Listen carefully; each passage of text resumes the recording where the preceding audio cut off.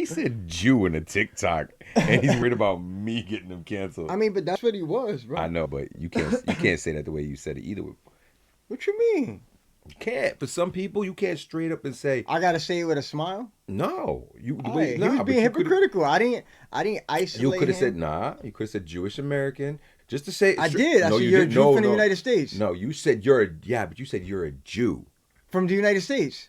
But that's hostile, Overall, but it's still hostile. bro, how else you want me to tell you when you over there bigging up neo-Nazis? I like, know, I no, know the it's still dude hot. said, listen, I heard what he listen, said. no, and listen, no remorse on that. Like I said, heard what he he said, I know. he specifically they said, love America. you know, despite the fact that they want a white America, you know what I mean? They at least love America, where the far left hates America. So loves America. And for him, you know, that's something that's okay. No, I just say like it's just weird when you mention being Jewish or saying Jew or whatever. You gotta be careful. I mean, yeah, I mean, They will try to cancel. You know what it is that I don't see it. It doesn't matter if you see it. It matters if they see it. Right, but I think society as a whole, which is the majority, doesn't see it the way it's being portrayed right now, because it's okay for you to speak on one group of people, but you can't speak about another group of people. Like, it's okay to speak openly about other minority groups, but you can't speak about this specific group because we played something that talked about that too already. I got that. I mean, no, I don't know. There's a tough. There's a double standard all day long. And again, I didn't say anything wrong. Did he hit record? We actually recording? Yeah, we actually recorded. Okay, it's called self-reflection and self-critique. That's all I said. I didn't say anything towards the Jewish community. I just pointed out the fact that you're an American Jew in the United States critiquing the far left. Hold on, critiquing the far left. But yet, you're bigging up the Nazis. He's not talking about me, folks. He's not talking about me. He's talking about it. No, TikTok video. That's what I'm trying to say. Yeah. I want to clear that up first. He's not talking about me. He's talking about a TikTok video. But like I said, it's still like the people watching, people to listen. You're right. Hold on. You're right. So the difference between the far right and the far left, you could argue the following. The people on the far right, as disgusting as they are, the neo-Nazis, the KKK, the white nationalists, at the very least, they love America. Now they want to keep America white and keep any non-white Anglos. They want to keep it white. White. Okay, pretty disgusting, but at least they love America. The people on the left, they hate America. But at least they love America. What he said was this. Like I get it. No, I know what you're saying. But like I said, when you sit there to tell him how you address him when you describe him, that description, and to say somebody's a Jew is somewhat descriptive of them. But somebody's gonna take that the wrong way. You gotta just in a cancel culture society, you almost can't say anything. I agree. You almost can't wear anything, do anything. It's just the way it is. You gotta watch everything. Something's gonna offend somebody. Your brother who's got your back might say something and puts him in a bad position. Do you stand by that person, or do you kind of turn your back on him and leave him high? But this is why I say sometimes we have to think before we speak. And in that context, I'm pretty sure. Listen, I don't think he's a Nazi lover. I don't think any of what I believe is that he's allowing his passion and his conviction for the party that he supports and the things that he sees injustice in this country to be able to push him to the limit that he could just utter whatever garbage comes out of his mouth just to prove a point. And what he doesn't realize that he's also catering to a community. He'll sit there and defend. I'm pretty sure he'll sit there and defend and said, oh, but I said it's pretty disgusting. But you used a but. A but is an excuse. Yeah, it's a leeway. As soon as somebody attacks what he says, he's going to now defend it and break down what he said, right, and defend it. Right. Yeah. Like I said, it's just like you said. It's watching what you say. And we'll give an example. Go back years and years. Let's talk about Malcolm. Chickens coming back to roost. Mm-hmm. All right, we knew there was issues with him and the nation. But that was the perfect time for Elijah Muhammad to say, "Ooh, we're gonna have to suspend Malcolm." You know what I'm saying? Right. Because of what he's saying isn't what we believe, and you just dissed the president, getting assassinated and this and that. So, like I said, you absolutely have to watch what you say because everybody's interpretation is going to be different. You line 10 people up in a row, and whisper into that first person's ear, and then go to the end of the line, and each person tells that person what was said to them. What you hear from that last person is not what you told that first person. Guaranteed. Try that. I Don't agree. believe me. Well, Try they that call one that day. the telephone, right? I don't know what they like call playing it. telephone, right? When you call one person, you tell one person something, they call another person supposed to be telling them the same exact story. By the 10, 15, Yeah. 20 phone call, It's a different story. yeah, It's a yeah, different story. yeah. You know what Whole I'm saying? different narrative, Yeah. different characters. Well, people don't experience that. People don't run that experiment. Right. I did that experiment. I'm not even gonna tell you. It was third grade, Mm. but we did that in third grade. I learned that lesson. I can imagine how long ago was that. It was a long time ago. You can kiss my. But yeah, nah. It was. But it's those types of things that sticks in your head. It's those things you remember. Right. I know that if I tell somebody something, by the time that comes back to me, Yeah. I'm a monster. Oh, that's why I always like to get it directly from the individual. But people are afraid to get into conflict. People are afraid to talk to people, so you don't always get it straight from the person's mouth. It's You don't get it from people's the source. interpretation, Yeah. bro. And that's another thing too. We could be listening to the same thing, and we can get two different things, two different perspectives out of that same piece of content, whatever it may be. Right? It's all dependent on how we looking at it. Absolutely. But with all that being said, this is the 1493 Effect Revolutionary Podcast. Thank you for tapping in with us. This is technically our first official episode that we have actually all the equipment actually functioning. So I appreciate everybody for tapping in for the first official episode. So salute to you, bro. What's going on, man? Ian, how's everything? Everything's good. Let's see. We're averaging 2 to 3 hours of technical difficulties of filming, so we're right on schedule. Listen, when you start from the bottom, this is the little hurdles you go through, right? Absolutely. I've been there before, so I get it. But everything is working. Everything's good. It's a little rainy outside. Right. We're in Connecticut where the weather is bananas. Yeah. 30 degrees in the morning, 75 in the afternoon. Yeah, it's been a little awkward, man. The weather's been, if the sun is shining, it's very windy and breezy, and the cold creeps up at night. Like, I don't know. Other than that, man, how's everything with you, bro? Everything is good. It's good. I'm about what's today's date? The 5th. Yeah. I'm a week and a half. Cinco de Mayo. Yeah, don't even go there. I know. I'm a week and a half from being a year older. Getting old. Happy early birthday. Yeah, I'm tired of getting old. I know. I could tell. Yeah. I'm getting more moody and crankier by the day. No, I actually look forward to that. I look forward to like another 15 years from now when people just look at me and I can be as crabby as I want to be and just blame it on being old. Damn, you could really get more moodier? I can. God damn. I know that's scary, huh? Yeah, a little bit. It's okay though. I was moody like this as a kid. Don't let them think it's just started now. I've always been like this. But no, everything's good. And how about yourself? I can't complain. There's a lot going on in the world. A lot going on with the organization. A lot going on with this podcast. Trying to get it from point A to point B. I think we've been doing a pretty decent job, man. Especially since it's just in house, internal. So. Yes. Yeah, it definitely it's time consuming, and then having to keep up with the day-to-days, regular life stuff. So it's been pretty consuming, but I can't complain, man. I feel like the more we start doing as individuals and collectively, the more opportunities we make for ourselves.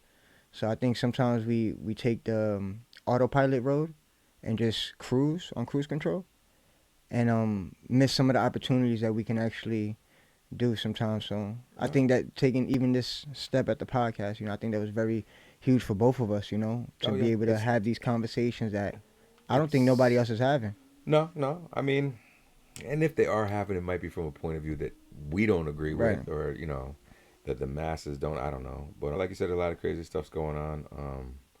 We got a lot of comrades out there, especially in the organization, that are out at a lot of a lot of the encampments, Right. and a lot of Right. the demonstrations and the protests and stuff, and a lot of things are going down. If you Yeah, have, salute to E-Man down in Tampa. You know, they've been doing a lot of boots on the ground with the protests and, you know, a lot of things that are going down, especially involving Palestine. I know the other day when we was on a meeting, he was in the middle of them releasing, pardon guys, we got somebody passing by with a loud muffler. Again, this isn't in-house, so bear with us. You know, you may get a little bit of noise in the background from time to time that comes from outside, but bear with us. But salute the E-Man. They were down there bailing a couple of comrades out that got caught up in the, you know, the police trying to enforce their will, you know, on protesters. So salute to them. They was able to get, yeah, boo for trying to put people in jail for, doing what's right. right, for their rights. Actually, you know, for actually taking the time to implement their rights and stand up for something's right and using it for an honorable cause. People get criminalized behind it. But salute to E-Man, salute to Alyssa too. Alyssa's been definitely down here in Yale, getting busy with the protesters. So salute to sis. They definitely been boots on the ground. They definitely keep me informed on what's going on within the campuses, because that's very important. You know, to know what's actually going on in the campus, not just what the media portrays or what certain journalists are reporting, but to actually know what's going on and what's in the mind of those young activists and revolutionaries. No, it's proud of the people that we got in the organization that are out doing what a lot of us wish we could be doing. Um, Time wise, I really give it up to them too, because when everything is at the thick of everything, Right. most of us are stuck in our 9 to 5s, Absolutely. and it's not always easy to be able to take that time away and be able to pay the bills too. So it's a different day and age, different time, but I think we get to experience what they're going through the social media Mm-hmm. and the imagery that they're able to catch when they're out there, um, and be the revolutionary news reporter, you Mm. know, as opposed to back in the day where you got your information from the media directly, and their views were imposed on what you saw. Mm-hmm. At least now, we've got the people that are in the middle of these, protests and these encampments and what's going on, and you're seeing it, the way they're seeing it. You're basically seeing it through their eyes. So, that's important. It's unblurred. You can make your decisions and your opinions on what's going on directly from an unedited view. So that's That's why it's awesome. crucial to have these journalists, even internationally. Look what's going on in Gaza. You know, imagine if we didn't have those cameras there. Imagine if we didn't have those journalists and people reporting it. You know, I don't want to bring up things that happened, you know, in the past to take away the light what's going on in Palestine, but the United States was in the Middle East for 20 years causing chaos where cameras really wasn't as relevant. So I don't think society would have been as pro United States and what they were doing at the time in the Middle East, even though 9/11 did happen. You know, I won't take that away, but I don't think we would have been as okay with a massive 20-year genocide, you know, because it wasn't behind the towers falling. There was other interests involved on why we stood there for so long. So that's why I said media is definitely a key component on why things are getting out, which is very important. The journalists, you know, my heart goes out to them, the things that they have to go through. Some of the fallen journalists, you know, that it's tough, Yeah. and all in the name of getting the word out of injustice. You know. Yeah. No, I get it. I mean, imagine if the cell phone, if you could only take one piece of technology and transport that into the past, right? The cell phone, the way we have it right now, and being able to, have that video camera, that recording device at your disposal. If we had that, you know, civil rights movement, even before that, the Great Depression, anything where something, What's the quote? Hear no evil, see no evil, speak no evil. yeah, You know that kind of. yeah. But now it's like it's hard to say it's hard to say see no evil. I mean, and you can see it. It's Yeah, it's yeah, everywhere. but then you can't take away from the speak no evil there, because Yeah, that's when the speak no evil comes into part, yeah, because you cannot speak about something that you've seen physically with your eyes. yeah. And like I said, you get so many different points of view. I mean, my issues with the social media is, I think it's just like the opportunity. It's still there. There's an opportunistic avenue from that as well, Mm. where you get the people that will go to these gatherings just to see if they're going to be able to catch something for their own benefit, Mm-hmm. not Mm-hmm. necessarily to share it with the world or so you can, make a better decision about what's going on, but just so they can say the one that they were the ones that put it out there first. Right. Right. And that's where it's like, Capitalizing off the moment. yeah, yeah, yeah, Yeah, we got and, a lot of those too. so it's yeah, and we see them and they come in all different forms and stuff. You see So that when something major happens in downtown New Haven, a lot of these news reporters, they show up. They act super interested in what happened for the moment, and once they got what they got out of you, it's like, all right, turn it back, I'm out of here. Not like, okay, how can we expound on this story? Like, how could we take this to the next level and really highlight the injustices and situation that's going on here? How could we not allow it to get swept under the rug? But that's not what happens. It's like, okay, I gave you a 30-second clip of what's going on here. If it hits, then I'll follow up with it. If it doesn't hit, then I'm just going to discard it. no, I'm gonna move on to whatever the next big topic is. Right. And the sad thing is, like, even in the work we do outside of trying to do this podcast, there's people. I mean, I think eventually, folks, like I said, as this podcast, Really quick, I don't mean to cut you off. Just so you guys know, if you're just now finding out who we are or just finding, this podcast, again, this is the first episode. A lot of you guys are going to be new, but we are members of the Young Lords, a.k.a. the New Era Young Lords. And if you don't know who the Young Lords are, stay tuned to these episodes, because slowly but surely we will be revealing historical content, not just on the Young Lords, but other revolutionary movements, historical content, why things are the way they are. We do believe in history as a game of Chinga, right? Because if you start removing the pieces of Chinga and you remove the pieces of history, you're gonna have a collapsed structure, right? And that's not what we want. We want to be able to show how in history everything is based off one another. Everything happens because something happened somewhere else that trickled down somewhere else that trickled down somewhere else that ended up where we're at today. And I think that's a huge component of this podcast, to show what they say, intersectionalities of history. well said, sir. Thank Well you, said. Well appreciate it. said. I've been practicing that. I could tell. Now, so what I was saying is I think as we get more comfortable with the podcast, I think we're gonna be a little bit more comfortable with shedding the light on some certain things.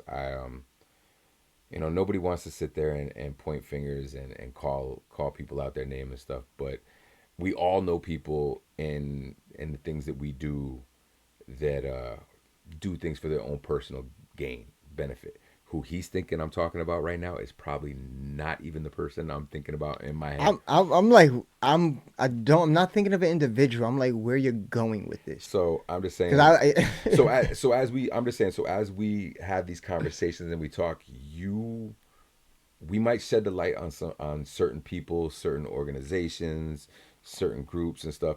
Like I said, just this is still, we're still in the infant stage here. So, got the gloves on a little bit. It's just a little bit of a sparring. But I think as we grow, the gloves are going to come off, and some people are going to actually take some punches, and But that's down the road. We don't want to hit you guys with everything all at once, right. And we want to make sure that you're comfortable with us, we're comfortable with you guys, and we're talking about the topics and stuff that needs to be talked about, and the issues that need to be discussed. You know what? I think that's a huge problem that we have, right? Is being able to have these tough conversations, right?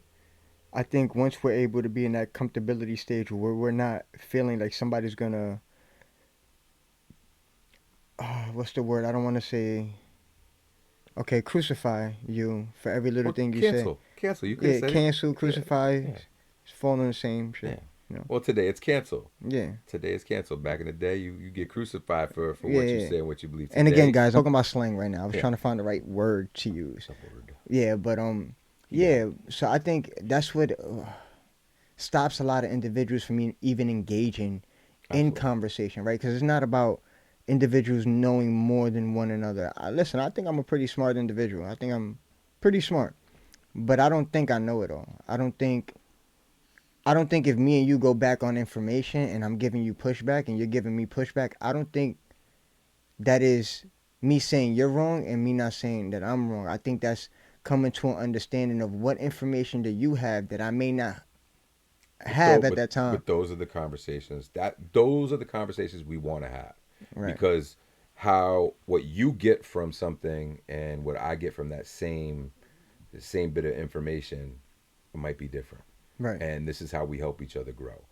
Having these conversations and be like, listen, I know that's what you got out of it. This is what I caught out of it, and this is what I know from that. Right. So that's how we bridge those gaps, and we become more educated on a situation. You know what I'm saying? Like, that's the only thing. Like, you could be the smartest person in the world, but if you only believe in what you believe in, the way you believe it, the way you said, then you might. And if you're wrong, then you're the stupidest person Most in of the these world. conversations come to a disagreement due to lack of information on either one party or both.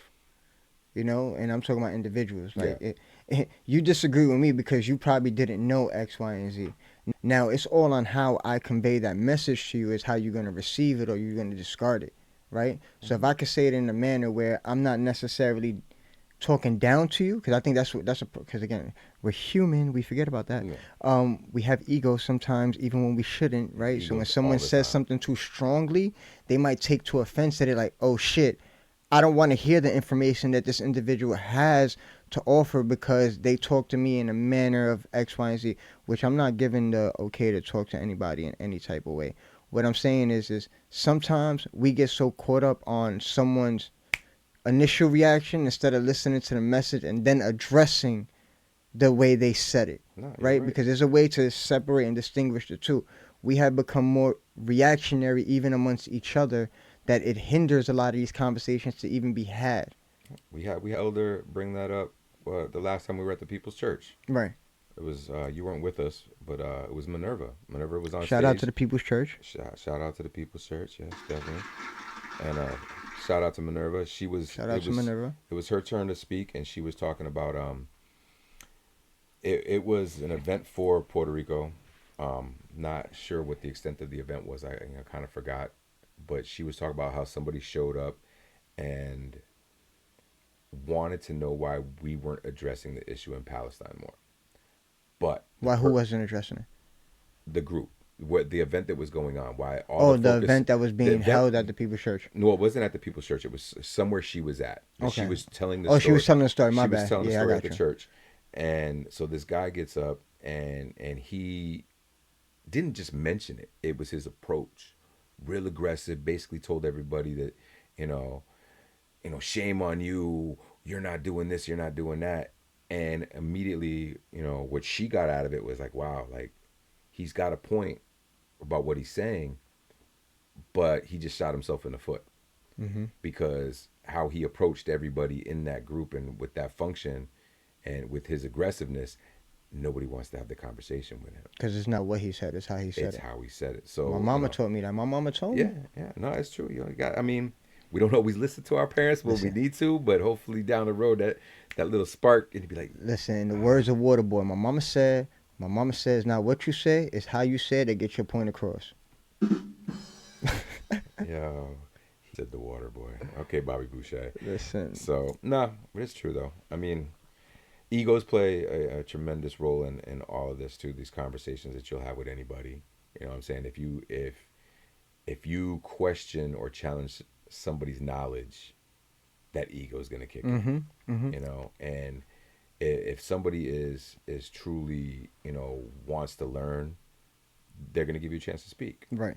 If their ego kicks in, sometimes that turns that ability to want to learn off. The interaction is turned off. Yeah. It's, I just want to either walk through you, I don't want to engage with you, or I immediately want to debate or like fight. That's the point. The debates are healthy. Sparring is healthy.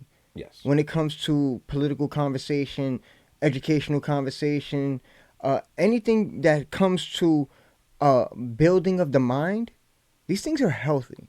Yes. If at the end you can say we learned something from each other. At the end, if you could turn around and shake that person's hand and walk away and go, thank you. But I think that has to do with the approach to the individual and how they look at situations. because I believe every interaction is a learning experience, whether it was a good Yeah. interaction or a negative interaction. And I think that's what we get caught up. But we get caught up when it's a negative interaction to automatically delete all the data that we consume Absolutely. throughout that interaction. And that's what we do ourselves an injustice by that, because if we Absolutely. only focus on the positive things that we can receive in a manner that it's always going to cater to us, then to waiting for somebody to cater to us all the fucking time is going to keep us up in the air. Well, it's whether you're narrow-minded or not. Like a narrow-minded person doesn't care what you have to say. You know, like I don't care. You know, if you're not telling me I'm right, Right. I don't want to hear it. Mm. And I you know I've always grown up too. Like if you put yourself in the position to be around certain people and you call them friends, you call them coworkers, you know, comrades, whatever it may be, and you have to deal with these people on a regular basis, and you're around them more time than you're not, something is gonna happen. Mm-hmm. There's gonna be a conversation where you don't always see eye to eye. And how many times have you had that happen in the workplace or school, whatever, and now you hold that grudge against that person? That's not me. Me personally, we could have a heated discussion today to the point where it looks to the average person as we're having an argument. Depending on which point in my life we talking about, I think I was a king petty at one Well, point. Like, no, I you was could a I king could Petty. have been a very very petty individual. And again, I said depending on which Yeah, points and moment but in my life we're speaking. but sometimes you have to turn that off. That's If hard I know sometimes. it is, but if I have to be around you all the time, right? And we get into that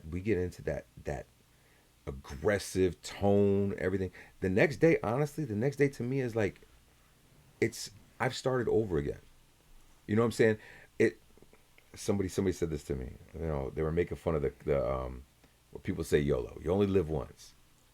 Nah, I live every day. Mm, Every day I wake up is a new chance to live, mm, right? I'm only gonna die once, mm. like where it's over and ain't coming back from it. But every morning, I get the chance to start over. That's my reset button. I can't go back in time and change anything, but every morning I can start that day fresh and change something if I can. But I'm not gonna sit there and That reset. yeah, I'm not gonna take something from the day before and bring that to work and be like, yo, I hate this dude just because we disagreed once on Mm. something and be petty. You know what I'm saying? There's times you can be petty, but then there's times it's like, yo, it's not worth it. Maybe because I'm older It's now. tempting. It is tempting It though. is tempting. That pettiness is in the heat of the moment. You know what it is? I guess because that's been like one of my biggest struggles, right? When it came to like my whole I've seen him petty. conversion from where I was to where I'm at, the transformation of who I was to who I became. And I noticed, right, the more righteous you try to be, the more less controversial and confrontational you try to be, the more and more people try to drive that old you Oh yeah. out of an individual, because the more you humble yourself, the more individuals, and it sucks because this is a defense tactic that we talk about society and the psychological warfare, right? But it's that weak person, that weak persona, or you're a weaker individual, or you're not this anymore, you're not that anymore, or I'm allowed to get away with this now because you're not who you once was, or you're not gonna react like this because I know you're in the society's eye, and you have everybody watching you.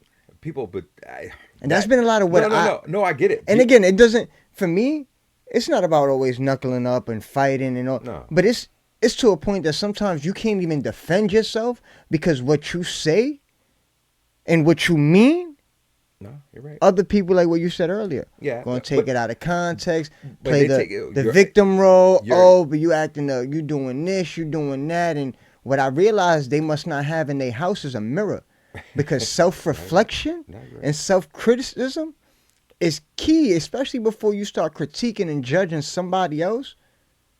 Before you do it to yourself, that's a problem. No, you're right. Look in the mirror. Mm. No, it's true though. Broken one either. No, but I think some of their mirrors are broken, and that's why they don't see. But they that's don't the see problem. They reflection. looking through too many lenses. Yeah, but that whole thing where you mentioned too about weakness, that's funny. So I don't look at if you really got anything out, if you actually grew from something, It doesn't make you weaker. It makes you No, stronger. I believe that. So the way you attack a situation is different. As you grow and you take that knowledge throughout the years, you become more strategic, and that's just the way it is. I don't deal with situations the same way I would have dealt with them when, I was in my early 20s, and you know I'm not, and you I don't fear anything today. I didn't fear anything back then. Right. I don't fear anything today, but I know I have to be strategic of how I address and how I decide to deal with those Mm-hmm. situations. In the past, when you no blinders on, you running head first, full steam, you're taking a chance that it's not going to turn out the way you were hoping to. Mm-hmm. And as you get older, you learn. Like I said, mistakes are only mistakes if you continue to make them. If you learn from them, it was a learning opportunity. So if Mm-hmm. you learn, you become more strategic. I know I can't deal with that type of a situation like that. I have to plan out my moves. But I think that also has to do with the way you want everyone to receive you, right? Yeah, because if I was on that path of what I was on before, doesn't mean that I can't do something righteous. Yeah. I would just do what I do, knowing that I'm doing it in a right cause and a right purpose, and not give a about anybody's opinion, because it's not about that. Yeah. It's about me getting what I need to get done.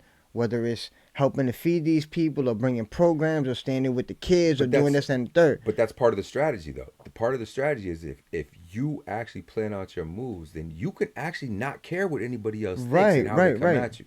I right, don't care about that. You could say whatever you want to say about me.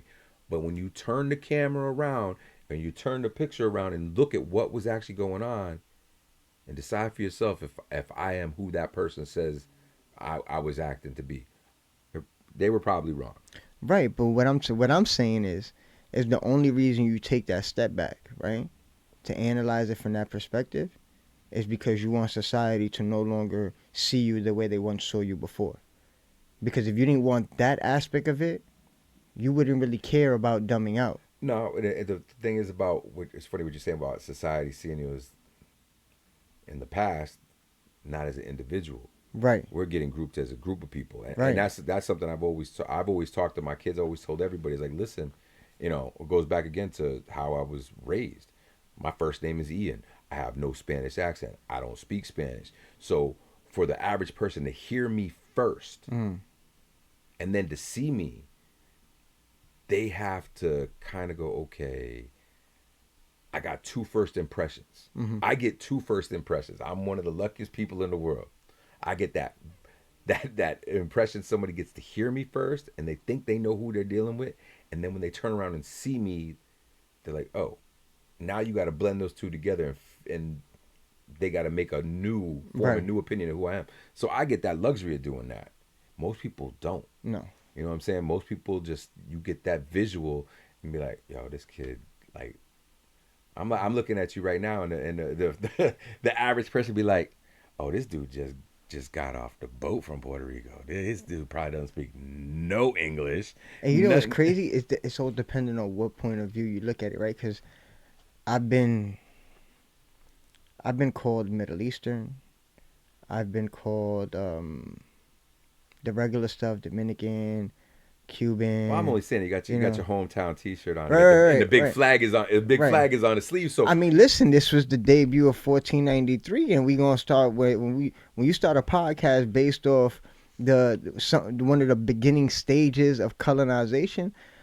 I mean, I felt like I had to at least bring this shirt on. You know what I'm saying? It's one of my favorite shirts, man. I'm just saying. yeah, I got you. Plus, we talked about so in the what we filmed in previously was used for like snippets and traction for the video. But when we talked about the 1493 effect, why the podcast got named that, we talked about Christopher Columbus and his journey, and his journey, Oh man, reached us in 1493, and basically that was the pebble in the pond that started up ripples right.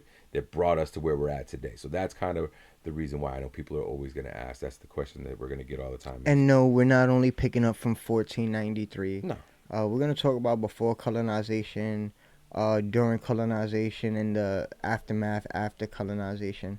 And I think all these components are important because I think we as society tend to separate these things like they don't have no correlation, and that's one of our biggest mistakes, right? Is not thinking that something that happened yesterday doesn't affect what's going on today, and that's outrageous. And I think if we start really analyzing history and start realizing some of these international policies and treaties take years and years to build up the type of relationships that nations have, especially in situations that we don't agree with, right? Hence, like what's going on now Mm-hmm. with the support of Israel by the United States. More than I would say 65 to 70% of the population is outspoken on what's going on and have no problem speaking out on what's going on and how they feel on where they reside on how the United States is handling things. And it's not in a positive light, right? So I think also by taking into consideration the people and what's really going on is only a piece of it. Because when you see that no matter how loud we get, no matter how much we scream, no matter how much we keep talking about and making the topic of conversation, the real change is going to come when we can actually force these policies to change. And I think all of these things are necessary. I think the protests are necessary. We keep allowing to only attack one portion of it, whether it's promoting brands, promoting different um, corporations and all of that, and not paying attention to how the corporations are direct in line with a lot of the policies that are going on that really control the way we navigate and how we support and don't support. And I understand it's more than just Biden. Yes. It's more than just Trump. Mm-hmm. It is a relationship that the United States has created since the creation of Israel to get them where they're at. And for us to have a significant change, those are the things we also got to highlight and put some pressure on. But you also got to remember this too. So, like the relationships that this government has with corporations and stuff, this didn't just start with Palestine. You know what I'm saying? And people need to realize that too. Like, this isn't the first time people are like, wait a second, this company supports this company supports that.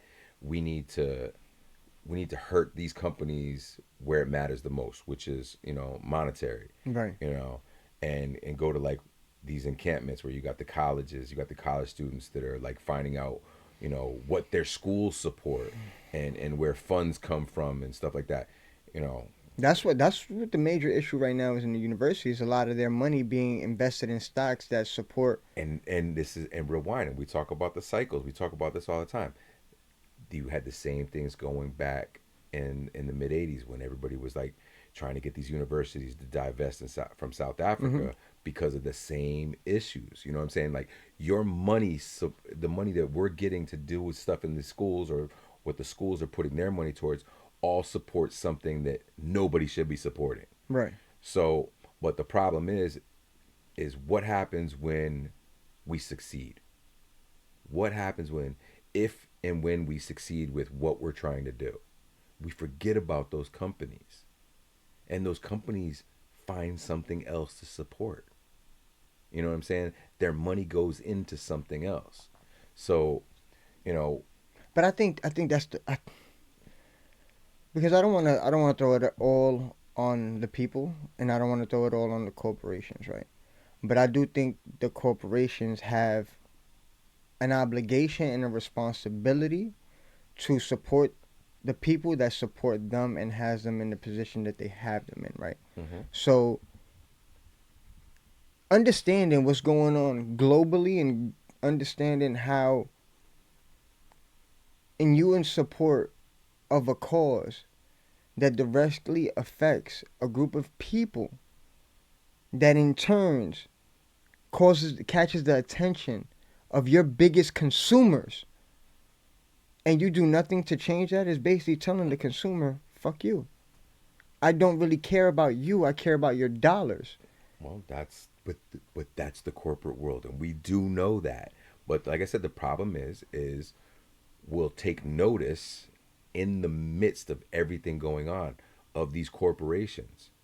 But then when we follow through and we get to the end, we forget. We let the corporations back off the hook. We That put them on the that hook. I agree. We put That them on I the hook, and then we because you let know them what, off. if that was the case and we would constantly be consistent of holding corporations accountable, then Chiquita Banana, nobody would be buying anything from them. The Domino's sugar, Exactly. nobody would be buying. And this is just a minute Yeah, and that goes far group back. of people. We could have said Goya right now, Yeah, I which could have is the said most Goya. the I could have most said a whole recent. bunch of things. You know, again, United Fruit used to be Chiquita. Well, Chiquita Banana used to be United United Fruit. Fruit, and we can't forget about the Banana Wars because that was a direct result of Chiquita Banana. Yeah. You know, and then you look at Domino sugar. He was going to talk the about. pineapple company, Dole. Dole pineapple. Yeah. Look what they did in Hawaii. In Hawaii. Yeah. You know, Yeah. they created a military coup to take control of the island and lobbied it to the United States to be able to gain full control of it. That's wild. It is crazy. But That's like I a said, U.S. corporation but- who did a military coup on foreign soil. That's international. like I said, we let these companies off the hook all the time, and you know we forget. And the list goes on because yeah. there's many corporations. Because I know anybody listening says, "Oh, but yeah, but this, that." You're right. You're absolutely. I agree with you 100%. Yeah, but these corporations also have money in their budget put aside to help, right? DK. I mean, we'll use Goya as an example. Let's use Goya as an example, and some of the people that we've dealt with in the past, dealing with some of the parades and festivals, and the festival in Hartford, Connecticut has like 2 promo days. They do the one promo day where they raise the flag and everybody's there. You get ready for the parade and the festival, and then there's another promo that's sponsored completely by Goya. The whole stage setup is Goya. Everything Goya behind it.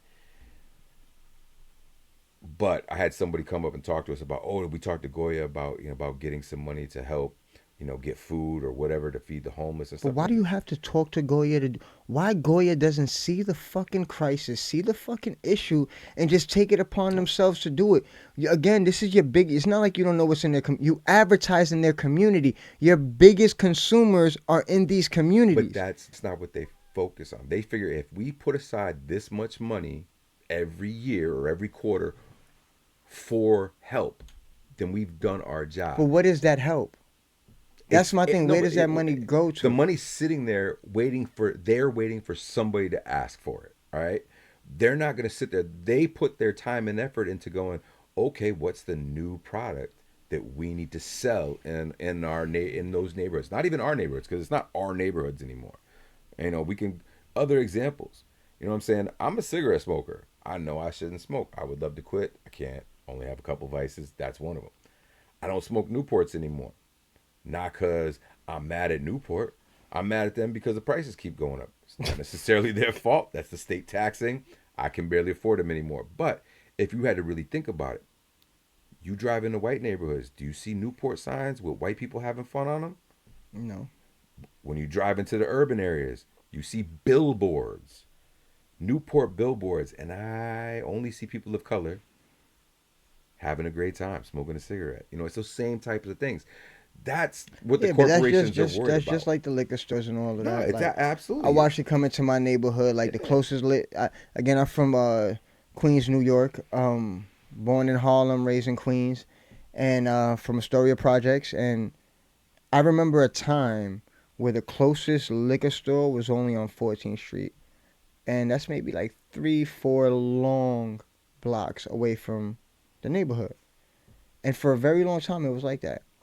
And then things start changing in the neighborhood, right? You see more investors popping up. You start seeing, new corner stores, corner store right next to the corner store. Yeah. You start seeing but you see things that chains. don't kind of make sense. You see those corporate chains, right. Not the mom and pop's corner store anymore. But then you see the check cashing spot no longer be a check cashing spot no more and turn into a liquor store.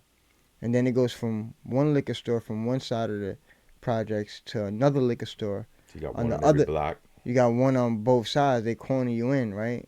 and then you have the bodegas and all that. Which again, Well, I'm not we're in critique. New Haven. We're in New Haven now. It's a hair shop, Oh my, a yeah. smoke Listen, shop, listen, and a listen, liquor store. Like literally listen, right now on listen. every block. You want to get me started on that whole Nah, nah, fucking? nah, nah, Nah, nah. you know what I No, but think? I think this is actually a good place to even talk about that. so but still, those convenience stores aren't even on every block. The convenience stores aren't on every block, but on every block right now, if you drive around Dixwell, Whaley Avenue, whatever, you'll see a smoke shop, a hair shop, and a liquor store. Listen, I participate in marijuana. I like the cannabis, but right, and this is what I told you too, where I have Oh yeah, yeah. my issues with it becoming even legal, to the sense where I love the fact that I could walk down the street when I don't got my damn kids and I'm by myself, or I go on a bike You have more and rights. You have more rights to smoke weed than I have to smoke a cigarette right now. But go ahead. how? Right now, the average person will look at a cigarette smoker and go, "Oh, can you put that out?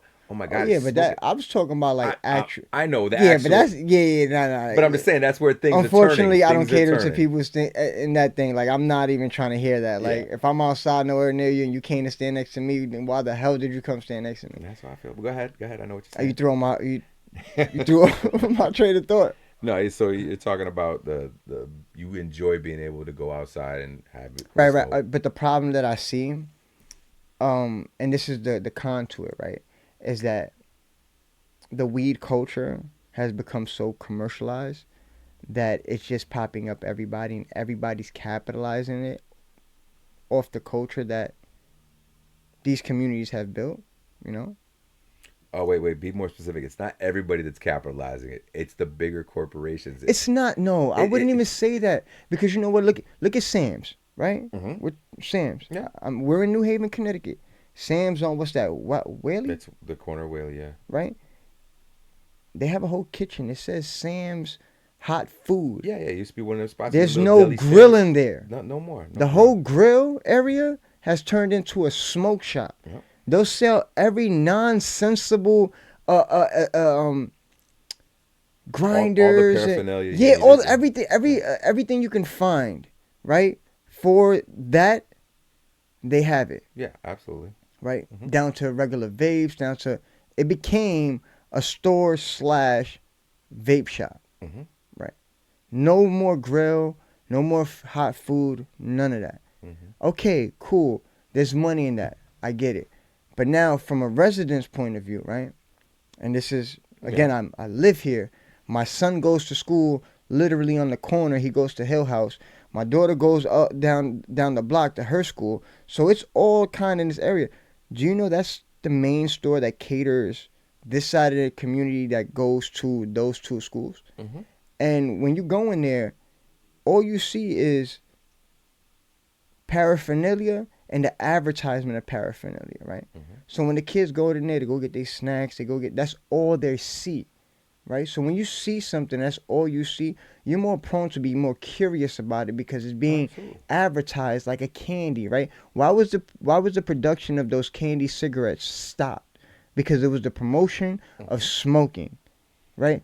But what does that do when you have a store that's dedicated to a community that relies on it to cater to its students of the community, that all you see is that? But that store made a conscious effort to change their product. And I get it. And that's where the issue. You know what is. my problem That's where is? your issue My is. no, my problem is that as a community, we don't realize what the fuck is going on because we see it as a fucking convenience. And sorry that I'm getting a little frustrated with it, but we see it as a convenience that we can go get our weed or we can go get this, that we don't got to go so far, that we don't realize the damage that it's doing to our communities. Because what that does, that opens them to sell more paraphernalia of other narcotics, right? Because now what I see, no, I'm going to tell you a true story on what happened. And listen, I don't knock nobody's lifestyle, to each his own. I don't critique nobody. Only the higher power can judge, and I really believe in that.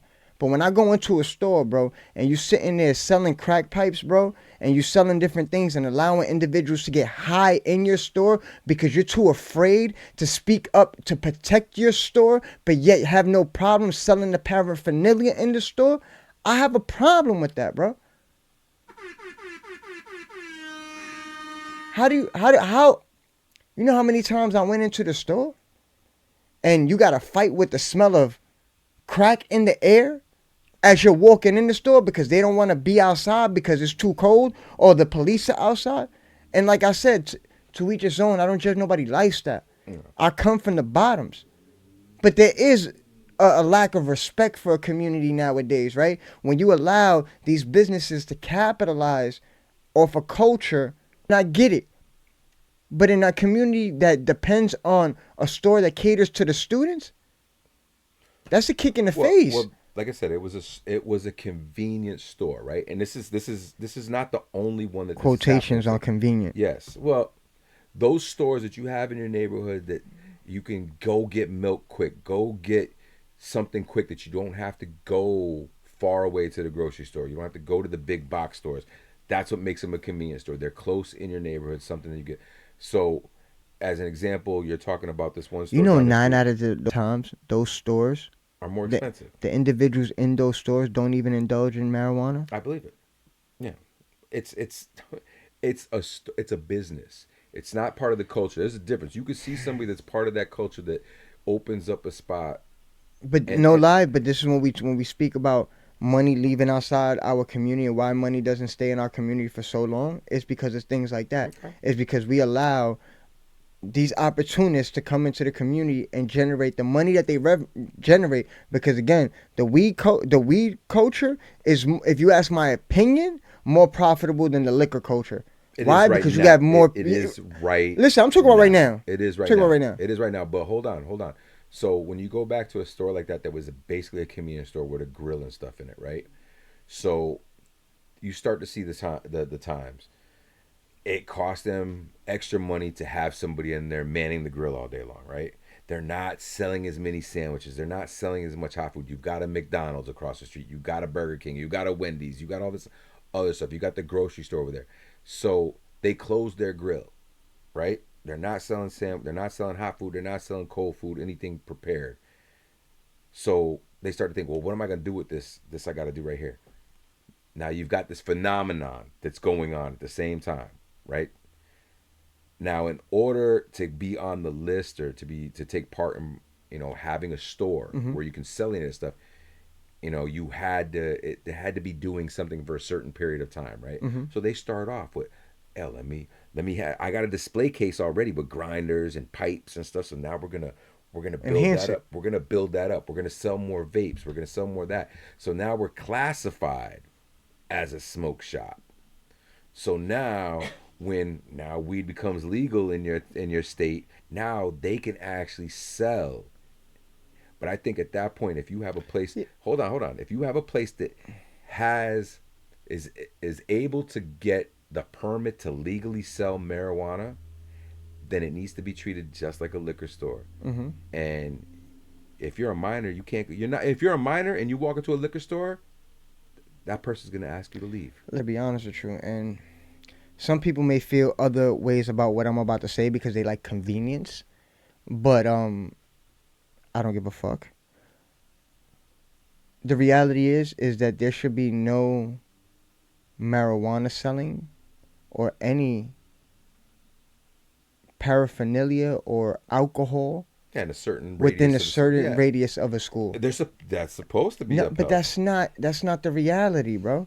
And then on top of that, for every store to be able to listen, I guess I got a confession too. I smoke cigarettes too, and it sucks, but I really believe they shouldn't even sell cigarettes. In a store that's so close to a school. I don't believe, and that's the reality of it. Because I can't be a hypocrite and say one thing and not mean on something else. But it's a different day and age because you were still. I'm an adult. I can walk 3 blocks. I can walk 4 blocks. I can go run to the gas station down the road. It's not a fucking problem. But when you asking the kids to do the same thing while they're on their way to school, it's crazy. But okay, so the reason why some of that still slips through is because remember this. I don't know why doesn't it slip through in white communities. I don't know. And well, hold on. Let me get to the story. So I don't know if you're still. You grew up in Connecticut. You've been in all parts. Tell me if you actually got to partake in this or not. But I, on a daily basis, this is crazy. So I'm gonna give you a description. I'm talking about an elementary school student, every day would go down to the candy store. I'm going to say this again, the candy store. This store sold candy and ice cream. Right. Candy and ice cream. What else did they sell there? They sold cigarettes. Mm. They didn't sell lottery tickets, none of that other stuff, but they sold cigarettes. And back then, when I was in elementary school, I want to say I was in 4th, 5th grade, I could go down there and every day, love my dad, God rest his soul, every day, 12 pretzel sticks, a 5th Avenue bar, and 2 packs of Marlboro Reds. The only thing that's still around is the Marlboro Reds. Everything else is discontinued. No. The pretzel sticks, joking, you get joking, the pretzel joking. sticks in the candy bar stuff. I'm joking, guys. I'm but I joking. could do that without a note. No problem. That was without a note, because I think my dad bringing me to the candy store, getting his cigarettes in a small town where people get to know everybody. But that was the norm back then. You could watch TV shows like Everybody Hates Chris, or watch movies like Do the Right Thing, where there's a scene there where the guy tells the kid to go to the liquor store and get him. You could do that. Yeah, but I think even, and again, I'm not saying turn a blind eye, but if, look at it now though. Yeah. It's not just cigarettes and a Budweiser. It's not just that being advertised under those same categories that they're put in.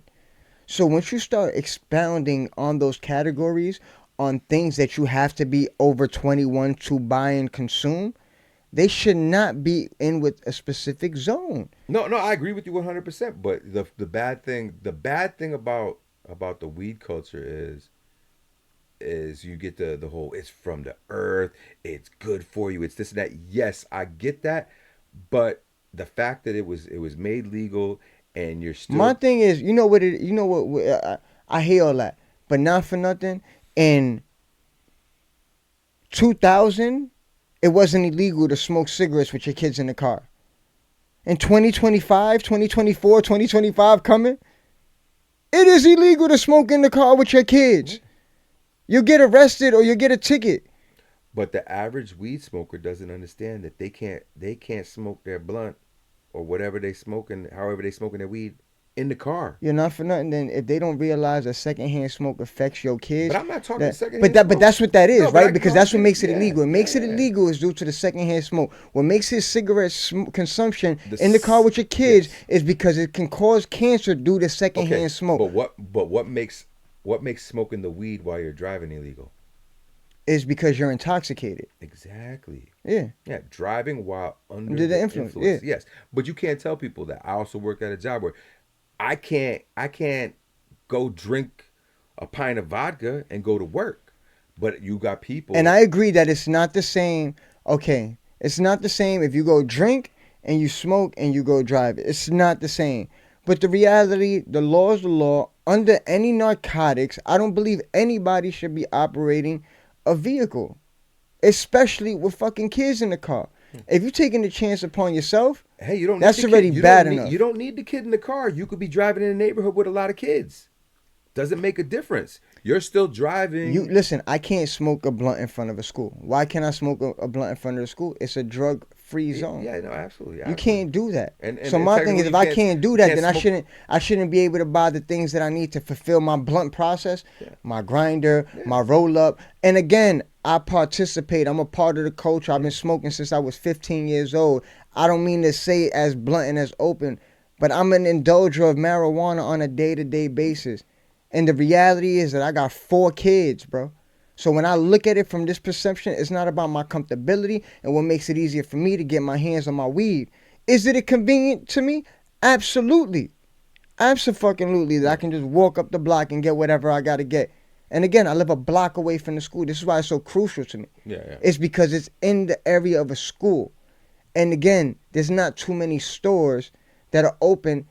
What time you used to get up and go to school? I've always got up early, but the last time I remember, I was getting up at like 6 o'clock in the morning. I used to leave my house, depending on what grade and what school I was in, 6 o'clock in the morning. I would leave my house 6:30, right? I would get up at 4:30, take a shower, and leave by 6:30. That means I was going to whatever store that was open, which is 9 out of 10 times the only 24-hour store, because the other stores don't open until about 7 o'clock when I'm already in school. So if you're dedicating yourself to be able to draw in that kind of attention and that kind of crowd to you, like I told you, I go into the store and I see people doing them in the store. Yeah. And there's nothing being said, nothing happening. God forbid if I was my son. God forbid if I was my daughter. God forbid if I was somebody else's child who walks into a gust of some smoke that's either weed or not weed or anything, bro. Absolutely. I don't want my kid walking into cigarette smoke, let alone crack smoke or weed smoke. But like, it goes, come on. But it goes back to, like, if you've gotten your business to the point where you're able to sell that type of product, right? That you have to have a, okay, we know there's an age limit on what age you have to be to smoke cigarettes. But now if you're gonna turn a majority of your store into a smoke shop, so now you can sell marijuana. Mm-hmm. If that amount of product that's in your store outweighs the rest of the product, the only people that should be able to come into your store should be 21 and up. Mm-hmm. You should change. It should be treated just as a liquor store. That's what we They talk got to about, change right? the classification of that store. I don't mind. One, smoke shops, I believe, don't need to be in vicinities of the school. Couple of blocks, 4 or 5 block distance. I really agree in that. But I think if that's the case, if you're going to do what they're doing up the block, and they literally turned half their area into that, then that's what you need to be. Yeah, absolutely. That's what you need to be. You can't be a convenience store. No, because it's not convenient that people got to come in and be Yeah. inconvenienced because they're coming to get snacks with their kids. With their kids, yeah. And they have to Yeah. deal with that shit. Yeah. That's why, I mean, why do you think stores like, Walmart and Target and stuff like that got rid of cigarettes? They've gotten rid of their cigarettes. It's just... Well, just to kind of, just in the States. In Puerto Rico, unfortunately. Yeah, I mean, it depends. It depends. And what's crazy is, like, even that, right? I understand the culture too, right? Puerto Rico, Caribbean islands, vacation vibe to the outsider 24/7. So they can do whatever they want. Yeah, but you go into like one of those like pharmaceutical stores, you can get liquor, you can get cigarettes, you can get cigars, you can get whatever you want. I'm from Cali, where I'm used to being able to go to a CVS, a Walmart, a Target, the gas station, and get liquor. Yeah, get this stuff. And granted, they still do that now. Man, it's been a while since I've been back. I've been We'll back probably over see it 10 in years. the comments. Guys, let us know if they still sell tobacco and alcohol in Walmarts, Walgreens, CVS in the West Coast. Please let me know. Because on the East Coast, it's not permitted. They're not allowed to sell tobacco or alcohol. Even the bodegas, from as far as I know when I was a kid, like bodegas can't sell beer before 12. Gotcha. Yeah, they got to go by the liquor law. So like Cali, like they shut down. They shut down their liquor portion. They at a do that certain here. I time. noticed that they put the little gates But it's in the still, supermarket. it's still the same time the bars close. So here in Connecticut, it's beforehand. So it's supposed to kind of control like the amount. Like if you got to get liquor, you got to make sure you get it before whatever 8-9 o'clock here. The bars close at 2 o'clock in the morning. Out in Cali, the bars close at 2 o'clock. The liquor stores and stuff, the convenience stores, the gas station might stop their liquor at 1 o'clock. But that's still, it's a whole other can of worms. It causes a whole other bit of trouble. But like I said, those are still places you would bring your kids into. I'm driving along. I pull into the gas station. Daddy, can I get a soda? I want a snack. You jump out of the car with your kids. Go in there, Or you got to go pick up a prescription. You go to CVS. You got a kid. It's like, dang, like, how hard it would it have been? So in Connecticut, you had liquor stores. They're not selling stuff at the gas stations, not selling stuff at Walmart, the grocery stores like that. If I wanted to shoplift, get liquor easy when I was a kid, you got them kids that were standing outside. You're trying to wait for that guy to come in that looks shady, be like, yo, bro, help us out. We're trying to get something to drink. If I could go into a CVS that's got maybe 4 employees, I could come out with whatever I want to drink. So to be a kid now with what's accessible to them is crazy. The only difference is you go into these stores that might have weed and stuff. It might be part convenience store, part smoke shop. They're just selling to everybody. They don't even care. Everybody sell weed. Yeah. But Hank, and again, I ain't trying to like put it on blast, but in reality, The culture don't profit off of it. People who went to jail for it don't profit off of it. That's what kills. Yeah. No, you're absolutely right. You're absolutely right. But I do want to bring it back a little bit. Again, we're talking about societal issues right now. And I guess this is just a small notch on the list of issues. And this is a personal issue that we were just talking about. Again, having to deal with the paraphernalia issue within the store. And it's not even the drug dealers. We're talking about the store participation. It's a messed up situation, and I totally agree with you. Do you think our community sees these issues? Like, perfect example, the issue at the store. There's always somebody that does. There's always somebody that does, but that I ain't person, talking about me. No. But you're that person. You're that. Why person. do I have to be the one person? No, you're that person on this block that sees it. There's always that one person that sees it, says something, and everybody's like, Yeah, I'm not gonna lie. That you're the old one. You're that the old shit head. grinds my gears, you're the bro. old Like, head. that shit really bothers me. You know who that bothers though? Who your opinion bothers? Those 14 or 15-year-old kids that like to go into the store and want to be able to buy that shit. You're the old head now. That's what happened. Sorry, you're getting old, bro. You're getting old. You're getting old. So that's what ends up happening. The stuff that you care about, the stuff that you want to be vocal about, you want to, make sure people see, bring it to people's attention. The people whose ear we have, though, those age ranges vary. But the young people are gonna be like, "Oh, you don't know no more. You're out of date." Yo, bro, you're not even 25. Your brain hasn't fully developed yet. I could care less what you think. Yo, bro. I'm not even laughing. gonna lie to you. Yo, he's literally having that parent moment right now that we all dread. The parent moment where we're like, "Wait, I'm my parent. I am saying you're literally having a Huxtable moment." You're literally having one of those sitcom moments where you're saying the PSA announcement that the parent says, and you're like, but back when you was young and you watched it, be like, oh, they don't know. That's crazy. They ain't even like that. Think about when you heard your parents maybe or an adult say something that you just said right now to you. You would look at them like, man, they crazy. They crazy. You're that age now. You're that age where you can see the picture as a whole, where that kid can't see that yet. I'm not gonna lie. I think even with that, like, that store situation, every time I try to talk about it, it's difficult for me to talk about because I'm like so overwhelmed and frustrated with it. Yeah. Right? Because it's like, how don't we see that? Like, how don't we see? Like, I've been in this house that I've been in maybe for about 4 years now, and I've watched it change. Like, I never lived in a perfect neighborhood. Always been a little rough around the edges, even when I got here. I'm gonna tell you, change how you know how you get away with that. How? Do you want to know how you get away with it? Somebody reports them, right? This is how you get away with it. This is why I say I have an issue. Hold on. Somebody reports them, right? All right, somebody. I got a list of stuff I'm supposed to do today. This is my job for the city or whatever. Somebody made a complaint about Sam's. All right, I got to go check it out. Never been there. Don't know the place. They're gonna take as my grievance as I'm snitching today. So I get in my car and I drive by. I make crap money. I had to deal with these complaints. Stacked as high on my desk as who knows what for stuff that's the most ridiculous shit ever. But this is the next one up. So I get in my car. I drive over to Sam's. I drive by and I'm like, oh, this is Sam's convenience store. Oh, I thought they was like talking about some new spot, the Sam's Smoke Shop. It's a convenience store.